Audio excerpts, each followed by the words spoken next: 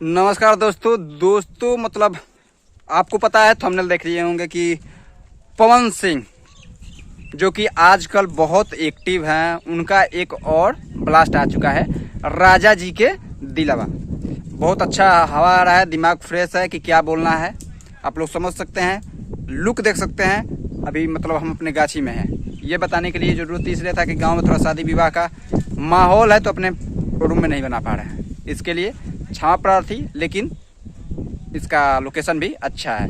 चलिए बात करते हैं पवन सिंह के गाने की।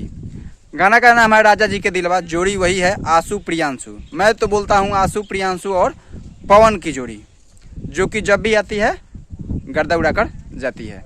गाना देखिए भाई, गाना कैसा लिखा गया है, ये बात सत्य है कि राइटर हो तो आशुतोष तिवारी जैसा। गाना जो भी लिखे, ब्लास्ट लिखे, बहुत ज़बरदस्त ये भी गाना है।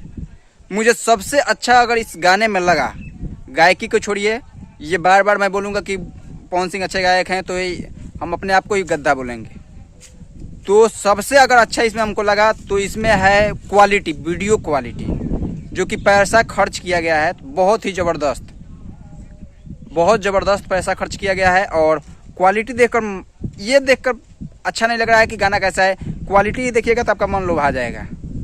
और पवन सिंह यही अपने गाने में एक चीज़ करते हैं, क्वालिटी। और लोग बोलते हैं कि पवन सिंह गायब हो गए, ये हो गया, अब पवन सिंह हैं और पूरी तरीके से हैं। और अभी तो 30 तारीख, आज एक गाना आया है, अभी लग रहा है कि 3-4 दिन में एक और गाना आएगा क्योंकि शूटिंग चल रहा था। और इसमें गायिका जो शिवानी सिंह है, एक गाना तो हिट दे दी जो कि 100 मिलियन क्लब में वो भी शामिल हो गया। और ये गाना भी लगता है कि यही साउथ वाला लुक है, जो कि साउथ वाला लुक लिए थे, लोगों को इंतजार कर रहे थे, यही साउथ वाला है। बस यही गाना की क्वालिटी, हर एक चीज़ भाई, मैं नहीं बोलूँगा कि ये खराब है वो खराब है, सब चीज़ इसमें बढ़िया है। और आप लोग सुनिए, DRS म्यूजिक से आया है।